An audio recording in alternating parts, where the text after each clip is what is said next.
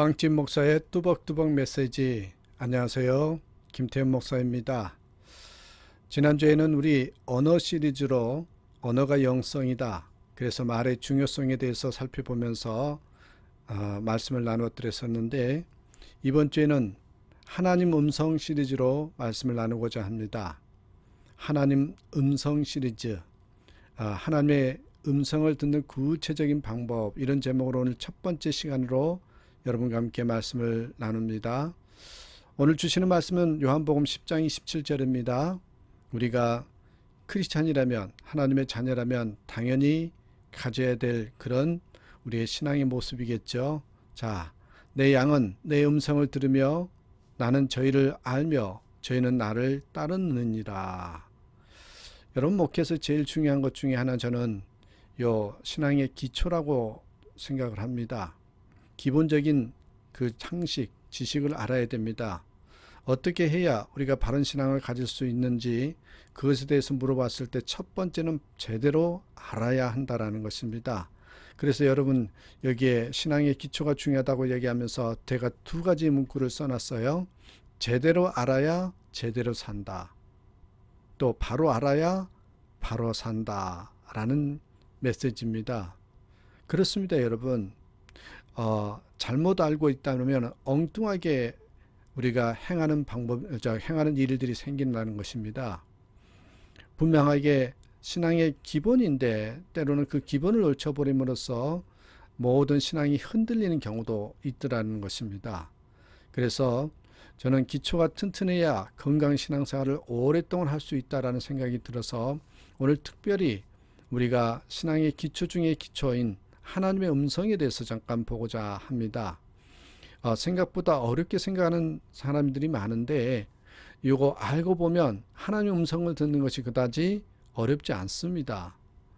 그렇습니다. 그래서 우리 한번 하나님의 음성의 실제 부분을 살펴보고자 하는데, 이번 주에 한 5번 정도 걸쳐서 말씀을 보고자 하는데, 첫 번째입니다.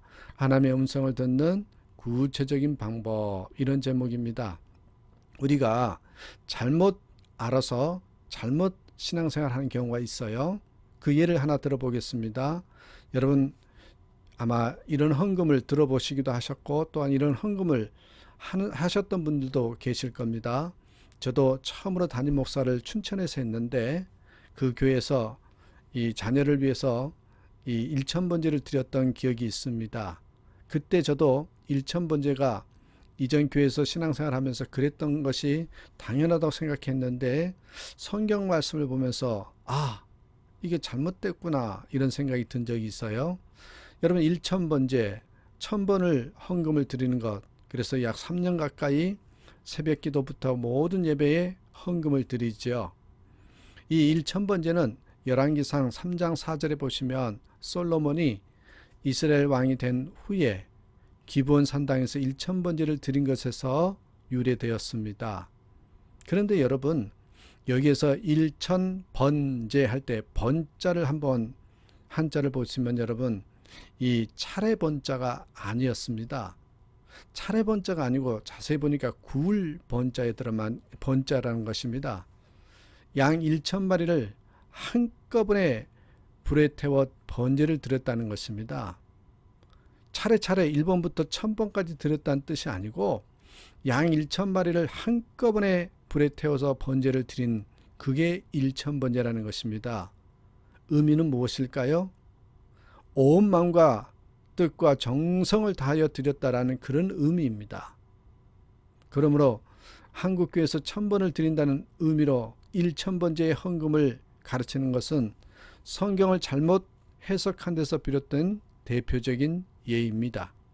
이처럼 성경의 잘못된 해석은 잘못된 신앙 행위를 가져옵니다. 이는 결국은 심각한 영성의 혼탁으로 이어지지요. 잘못된 부분들이 많이 있지만 심각한 것 중에 하나가 저는 하나님의 음성이라고 생각합니다. 그래서 신앙의 기초를 다지고 이 뿌리 깊은 신앙을 위해서 이번 주에는 하나님 음성 시리즈로 여러분과 함께 말씀을 나누고자 합니다. 자, 서서히 본론으로 들어가셔서, 그렇다면 하나님께서 우리에게 어떻게 말씀하시는가? 하나님께서 우리에게 말씀하시는 방법을 먼저 생각해 보겠습니다. 옆에도 써 있습니다만 하나님께서는 우리에게 말씀하실 때는 음성을 귀에 들려주시는 것이 아니라 마음에 들려주십니다. 여러분, 귀가 아니라 마음이라는 것입니다. 마음에 들려주신다라는 말은 또 다른 말로 말하면 우리에게 생각을 심어주신다라는 말씀입니다. 물론 여러분, 하나님께서 육성으로 말씀하시는 수도 있습니다. 특별한 경우죠. 한 예를 들어보면 여러분, 바울이 그랬습니다. 하나님의 음성을 육성으로 들었습니다. 사울이라는 이름을 갖고 유대인들을 핍박하던 바울은 다메섹 도상에서 그 올라가는 도중에 빛과 함께 나타나신 예수님을 만났습니다. 이때 예수님께서 그 직접 바울의 귀에 육성으로 들려주셨어요. 그 말씀하신 게 뭡니까?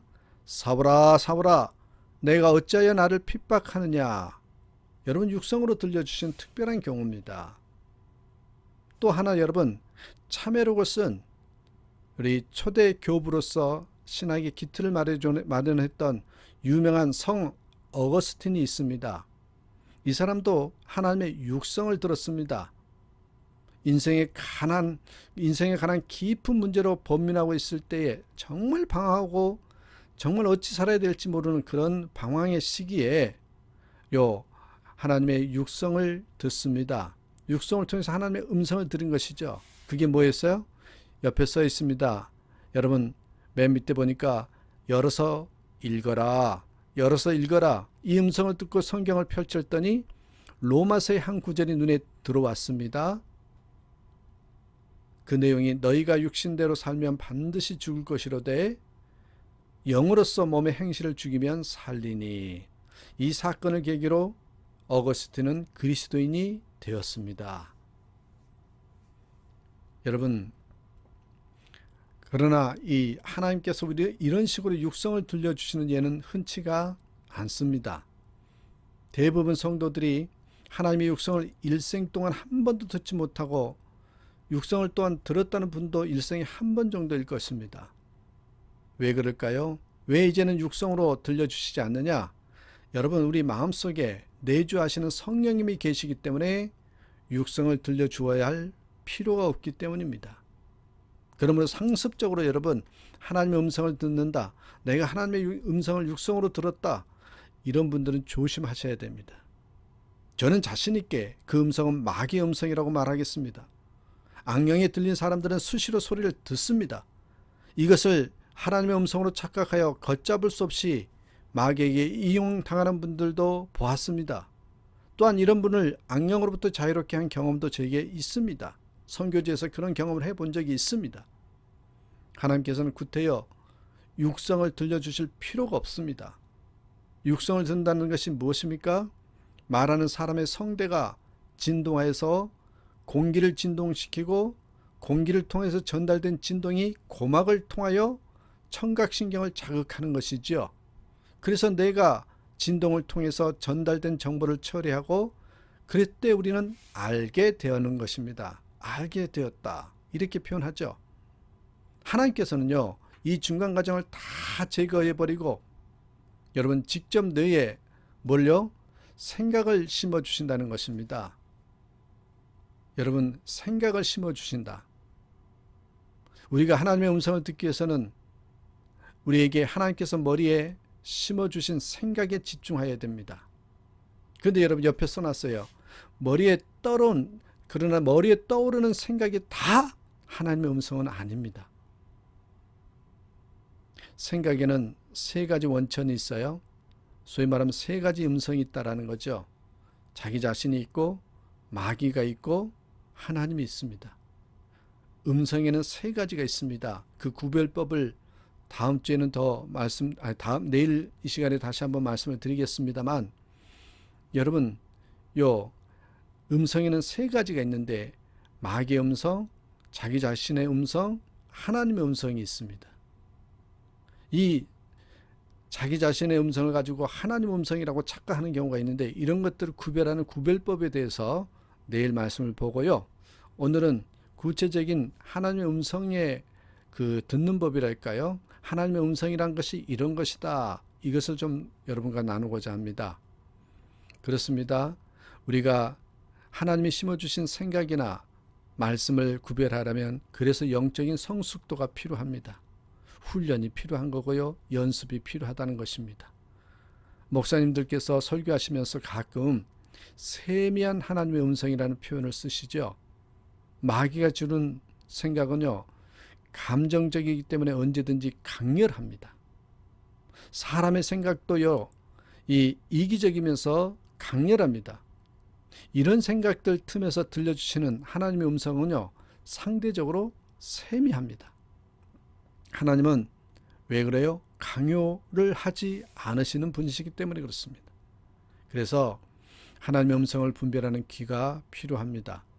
하나님의 음성을 듣기 시작하면 직관과 비슷하지요. 그래서 여러분들 마음 가운데 아무 특별한 이유 없이 무엇을 하여야만 할 것 같은 그런 심적 부담이 생기거든 한 번쯤 부담을 쫓아서 행동해 보시기 바랍니다. 이것이 하나님의 음성을 듣는 첫걸음입니다. 하나님의 음성은 언제든지요, 소망과 평안 가운데 옵니다. 문제를 놓고 기도할 때에 어떤 생각이 떠오르면서 이 평화와 자유, 해방감을 맛보면 하나님의 음성이라고 생각할 수도 있습니다. 그렇게 생각하시는 게 편합니다. 마음속에서 지속되는 어떤 심적 부담에 순종하기로 결심하면서 이 마음의 평화가 오면 하나님의 뜻이라고 생각할 수 있습니다. 그러나 여러분, 떠오른 생각이 이 강박감이나 분노를 심어준다거나 또 내가 즉시 지금 하지 않으면 안 될 긴박감을 줄 때는 하나님의 음성이 아닐 가능성이 큽니다. 내일 더 구체적으로 보겠습니다만 여러분, 강박감, 분노, 긴박감 이런 단어들은 하나님의 음성에 있어서의 절대적으로 적입니다. 적. 무시하셔도 상관이 없습니다. 하나님께서는 지금 우리에게 말씀해 주십니다. 지금도 여전히 말씀해 주시는데 우리가 이 세상을 살아가면서 해결하지 못할 일이 너무나도 많습니다. 어디로 가야 할지 몰라서 혼돈되어야 할 때도 많습니다. 의는 상대가 없어서 외로울 때도 많습니다. 우리는 같은 실수를 반복합니다. 우리는 이런 데에서 벗어날 수가 있습니다. 어떻게요? 주님의 음성을 들음으로써 주님의 음성에 귀를 기울인 것이죠. 자, 그렇다면 하나님의 음성을 듣는 구체적인 방법을 몇 가지만 말씀드리겠습니다. 제가 아는 어느 목사님이 계셔요. 그 교회 담임 목사님이셨는데 늘 이렇게 말씀하십니다. 예수님께서 담임 목사님이시고 저는 부목사입니다. 본인은 그렇게 생각하고 목회를 하셨답니다. 담임 목사이신 주님을 도와서 주님께서 어떻게 목회하시기를 원하시는지 들어서 순종하는 것이 본인의 사역이라고 생각을 했다는 거죠. 그래서 이 목사님에게는 주님의 음성을 듣는 것이 중요합니다. 그래서 이게 그대로 한번 제가 읽어드리자면 그분의 말씀하시는 것이 주님의 음성을 들으려고 노력하며 목회왔던 지난 9년을 되돌아보면 실수도 있었지만 좋은 결과가 많았습니다. 어떤 분들은 목사가 지혜가 있어서 그랬다고 말씀하십니다. 그러나 그것이 아닙니다. 주님의 음성에 순종했기 때문입니다. 저 자신은 해볼 생각조차 하지 않았을 많은 일을 시도했습니다. 결과도 좋았습니다. 하나님께서 원하시는 것이라고 생각되는 뜻을 쫓아 순종하려 했기 때문입니다. 그렇습니다, 여러분. 하나님이 담임 목사님이시고 자기는 부목사라고 생각하기에 담임 목사님에 맞춰서 또 음성을 듣고 그대로 순종했다라는 것이죠. 하나님의 음성을 듣는 습관을 들이기 원하시면 마음속에 생기는 지속적인 부담이나 조용한 확신에 꼭 순종해 보시기 바랍니다. 자신의 생각이 아닌가 하는 생각이 들어도 일단 순종해 보세요. 하나님의 음성을 듣는 데 대한 자신을 얻고 하나님의 음성과 자신의 생각을 구별하는 지혜를 얻기 위해서는요, 이런 시행착오를 겪더라도 연습해 보는 방법밖에 없습니다. 연습 훈련입니다. 어쩌면 우리가 하나님의 음성을 듣지 못하는 가장 큰 이유가 이러한 순종의 마음이 없기 때문일지도 모릅니다. 이 부분에 대해서도 나중에 좀 자세히 나누겠습니다. 마지막으로 여러분, 하나님의 음성을 들었던 어떤 분의 간증을 옮김으로써 하나님의 음성을 듣는 것이 어떤 것인지 예로 한번 삼겠습니다. 이 히어링 갓, 하나님의 음성 듣기라는 책이 있습니다. 하나님의 음성을 듣는 것에 관해서 저에게 많은 도움을 주었던 책인데요. 이 책에는 저자 피터 로드 부인의 간증이 수록되어 있습니다. 자, 그 부분을 소개해 드리겠습니다. 피터 로드 부인의 간증. 그분에게는 수잔이란 딸아이가 있었습니다. 이 딸은 외모에 전혀 신경을 쓰지 않습니다. 너무 먹어서 뚱뚱했지만 전혀 몸무게에 개의하지 않았습니다. 10대가 되면서 몸맵시는 더욱더 엉망이 되어버렸습니다. 부시시한 머리, 허술한 옷, 돼지소굴 같은 엉망인 자기 방, 이런 것이 어머니에게는 자신에 대한 반항으로 보였습니다. 깔끔한 성격의 이 어머니는 견딜 수가 없었죠. 그래서 수잔이 순종하는 깨끗한 딸이 되게 해달라고 기도했습니다. 그러다가 하나님 음성을 들었습니다. 하나님이 들려주신 음성의 내용은 문제가 수잔에게 있는 것이 아니라 엄마인 자신에게 있다는 것이었습니다. 문제는 네 교만이다. 수잔에게 다이어트 해라. 옷을 단정하게 입어라. 머리를 단정하게 빗어라. 방을 깨끗이 치워라. 잔소리하는 것은 네가 목사 부인으로서 애를 잘못 키웠다는 비난을 듣기 싫어서이지 수잔을 위해서가 아니다. 이 충격적인 말을 들은 어머니는 회개했습니다. 그러나 딸은 여전히 반항적이었습니다. 이 반항의 문제를 어떻게 해결해야 할지 지혜를 얻기 위해 다시 기도하기 시작했습니다. 그때 하나님께서 다시 음성을 들려주셨습니다. 수잔이 너에게 반항하고 있는 것이 아니다. 수잔은 네가 오빠를 편애한다고 생각해서 그렇게 반응한 것 뿐이라고. 이 엄마는 깜짝 놀랐습니다. 하나님, 아닙니다. 사실은 아들보다 수잔을 더 사랑하는데요. 그때 하나님께서 말씀하셨습니다. 수잔이 그 사실을 알고 있느냐? 수잔이 그 사실을 알고 있느냐는 것입니다. 그때서야 이 어머니는 문제를 보게 되었습니다. 문제의 핵심은 딸의 반항심이 아니라 자신의 편애라는 것을 깨달았습니다. 이 어머니는 다시 하나님의 지혜를 구했습니다. 어떻게 하면 내가 수잔을 사랑하고 있음을 알 수 있을까요? 하나님은 기도할 때마다 한 걸음씩 인도해 주시기 시작했습니다. 오늘 그릇 사러 갈 때 혼자 가지 말고 딸을 데리고 가라. 또 어떤 때는 이렇게 말씀해 주셨습니다. 네가 옷을 골라주지 말고 딸 보고 마음대로 고르라고 해라. 또 이렇게 말씀하셨습니다. 딸이 좋아하는 음식을 만들어 놓고 너도 같이 맛있게 먹어라. 하나님께서는 이처럼 작은 일도 음성으로 통해서 지시하셨습니다. 처음에는 하나님이 하라고 하시는 것이 시시한 것 같아서 이런 것으로 문제가 해결될까 하는 생각도 들었습니다. 그러나 이 어머니는 순종했습니다. 그랬더니 딸이 변하기 시작했습니다. 처음엔 엄마가 왜 그러나 수상쩍은 눈으로 보았지요. 그러나 어머니가 계속해서 하나님 음성에 귀를 기울이고 순종하였을 때에 딸의 마음속에 어머니에 대한 신뢰가 생기기 시작했습니다. 드디어 엄마에게 반항한 모습이 깨끗이 사라진 거죠. 우리는 사람이나 상황을 평가할 때에 정확한 평가를 내리는 것이 힘듭니다. 충분한 데이터도 없고 상대방의 동기를 모르기 때문입니다. 그래서 잘못된 판단을 내릴 때가 많습니다. 그런 때에 우리가 구해야 될 것이 하나님의 지혜입니다. 또 올바른 판단을 내린다 해도 문제를 해결하는 효과적인 방법을 모르고 있습니다. 자신이 생각하기에 효과적이라고 생각하는 방법이 문제를 해결해 주기보다는 문제를 악화시키는 경우도 많습니다. 그러므로 우리는 하나님의 음성에 귀를 기울여야 됩니다. 그리고 순종하려는 마음이 있어야 된다는 것이죠. 그렇습니다, 여러분. 하나님의 음성에 대한 구체적인 방법을 여러분과 나누었습니다. 이제 내일은 그렇다면 하나님의 음성이 있고 자기 음성이 있고 마귀의 음성이 있는데 이것을 구별하는 방법이 무엇인지 하나님의 속성을 통해서 한번 알아보도록 하겠습니다. 감사합니다. 오늘도 주 안에서 기뻐하고 주님 때문에 행복한 그런 하루가 되기를 축원합니다.